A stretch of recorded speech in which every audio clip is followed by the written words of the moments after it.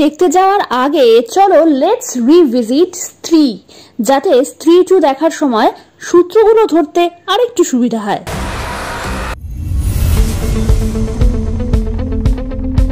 চান্দেরি নামে একটি ছোট শহরে একটা জনশ্রুতি আছে যে প্রত্যেক বছর পুজোর সময় 4 দিন এখানে উপদ্রব ঘটে এক রাগী মেয়ের আত্মার, যার নাম স্ত্রী। সে শুধু ছেলেদেরই অ্যাটাক করে, রাতের অন্ধকারে একা কোনো ছেলেকে সে স্টক করে, 3 বার তার নাম ধরে ডাকে, তৃতীয়বারের মধ্যে যদি সেই ছেলেটি পেছন ফিরে তাকায় তাহলে স্ত্রী তাকে তুলে নিয়ে যায় আর ফেলে যায় শুধু তার জামা কাপড়।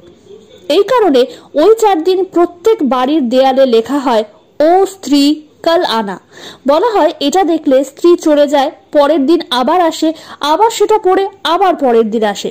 ওই 4 দিন ছেলেদের রাত 10টার পর বাড়ির বাইরে বেরোনো বারণ, কারণ বেরোলে তারা হয়তো কিডন্যাপ হয়ে যেতে পারে, এবং যদি বেরোয়ও তাহলে তারা যেন দল বেঁধে বেরোয়, অর্থাৎ ঠিক যেমন মেয়েদের ক্ষেত্রে বলা হয় এখানে ঠিক তার উল্টো। ভিকি হলো চান্দেরির সবচেয়ে বিখ্যাত লেডিস টেইলর।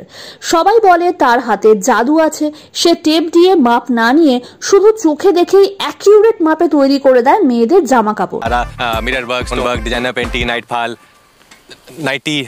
এই হেন ভিকির সাথে হঠাৎই দেখা হয় একটি মেয়ের, যে তাকে একটা লেহেঙ্গা বানাতে বলে, কিন্তু তার আচরণ খুবই সন্দেহজনক। সে যখন তখন আসে, আবার চোখের নিমেষে গায়েব হয়ে যায়। পুজোর 4টে দিন সে এই শহরে আসে। ভিকিকে সে অদ্ভুত কিছু জিনিস এনে দিতে বলে, যেমন টিকটিকির লেজ, সাদা বেড়ালের লোম, ধুতরো ফুল, মদ, মাংস ইত্যাদি। ভিকির বন্ধু বিট্টুর সন্দেহ ওই মেয়েটি আসলে স্ত্রী। এই সন্দেহ একেবারে বিশ্বাসে বদলে যায় যখন তাদের আরেক বন্ধু জেনাকে স্ত্রী নিয়ে যায়। ভিকিরও এবার সন্দেহ হতে শুরু করে। সে মেয়েটিকে জিজ্ঞেসও করে, কিন্তু কোনো সদুত্তর পাওয়ার আগেই সে আবারও গায়েব হয়ে যায়। ভিকি আর বিট্টু এবার সাহায্য নেয় রুদ্র ভাইয়ার, যিনি ছিলেন সেখানকার লাইব্রেরিয়ান এবং একজন প্যারানোলজিস্ট। তারা লাইব্রেরিতে একটা বই আবিষ্কার করে যার নাম চান্দেরি পুরাণ। সেখানে লেখা ছিল স্ত্রীর গল্প, কিন্তু অর্ধেক পাতা ছিল ছেঁড়া। তবে সেখানে তারা ছবি পায় একটা পুরনো হাভেলির। ভিকি বলে এখানেই সেই মেয়েটি তাকে ডেটে নিয়ে গেছিল। তারা জানার খোঁজে সেখানে যায়। ভিকি মুখোমুখিও হয় স্ত্রীর, কিন্তু ভিকির চোখে সত্যিকারের ভালোবাসা দেখে স্ত্রী কিছু বলে না তাকে। আর তখনই সেখানে আসে সেই মেয়েটি। সে মন্ত্রপুত কিছু একটা ছুঁড়ে মারলে স্ত্রী পালিয়ে যায়। তখনই বোঝা যায় যে এই মেয়েটি আসলে স্ত্রী নয়। সে জানায় স্ত্রীর কাছে সেও হারিয়েছে কোনো এক প্রিয়জনকে, তাই গত 3 বছর ধরে প্রত্যেকবার পুজোর সময় সে আসে স্ত্রীকে ধ্বংস করতে। এদিকে স্ত্রী জানাকে ছেড়ে দেয়, কিন্তু জানা পুরোপুরি পজেসড ছিল।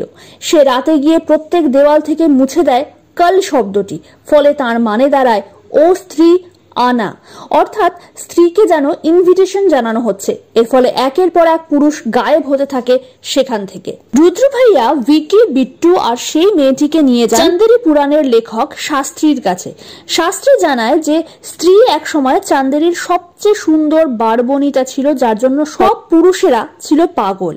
একসময় সে খুঁজে পায় তার সত্যিকারের ভালোবাসাকে, কিন্তু বিয়ের রাতেই সেই শহরের পুরুষেরা রাগে আর হিংসায় খুন করে স্ত্রী ও তার হবু বরকে।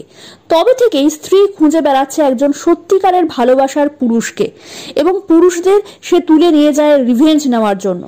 তিনি আরো বলেন যে একজন মানুষই শুধুমাত্র স্ত্রীকে ধ্বংস করতে পারবে, যার মধ্যে সত্যিকারের ভালোবাসা থাকবে, যে সত্যিকারের শিল্পী হবে, আর যে একজন বার বনিতার সন্তান হবে।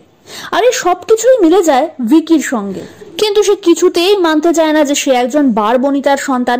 অবশেষে একদিন মাতার অবস্থায় সে যখন তার বাবাকে জিজ্ঞেস করে, তখন তার বাবা অস্বীকার করেন না এ তথ্য। ভিকিকেও মানতেই হয় সত্যিটা।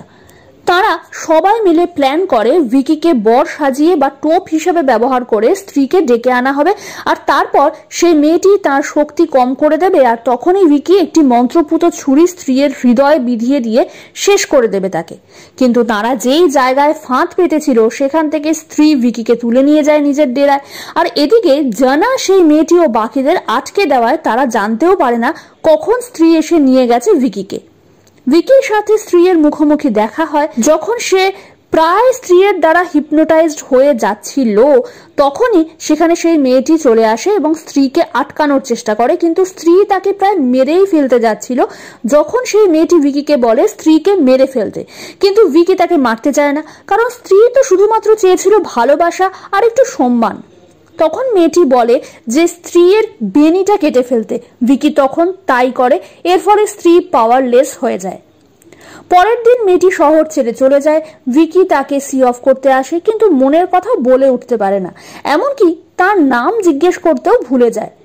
বাসের মধ্যে সেই মেয়েটি ব্যাগ থেকে বের করে আনে স্ত্রীর বেনিটা বা চুলটা, আর সেটা জুড়ে নেয় নিজের চুলে, আর তারপরই সে গায়েব হয়ে যায়।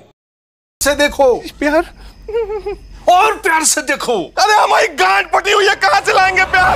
এদিকে পরের বছর পুজোর সময় যখন স্ত্রী আবার ফিরে আসে, তখন সে শহরে ঢোকার মুখে দেখতে পায় তার নিজের একটি মূর্তি, যার তলায় লেখা ছিল ও স্ত্রী রক্ষা করনা বা ও স্ত্রী রক্ষা করো, অর্থাৎ চান্দেরিবাসী স্ত্রীকে দিল সেই সম্মান ও মর্যাদা যার খোঁজে সে এতদিন ঘুরছিল। আর এখানেই শেষ হয় স্ত্রীর প্রথম পর্ব। এই তো ছিল স্ত্রীর ফার্স্ট পার্টের একটা ছোটখাটো রিক্যাপ। তো আশা করি এই ভিডিওটা যদি তোমরা দেখে যাও তাহলে স্ত্রী 2টা তোমাদের বুঝতে আরো সুবিধা হবে, পুরো সিনেমাটা দেখার দরকার নেই।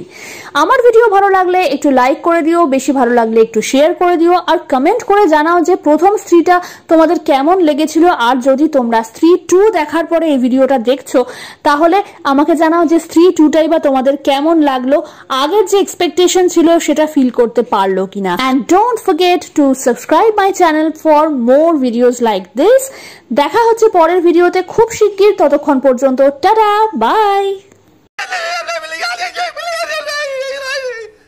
2 मिनट आंटी।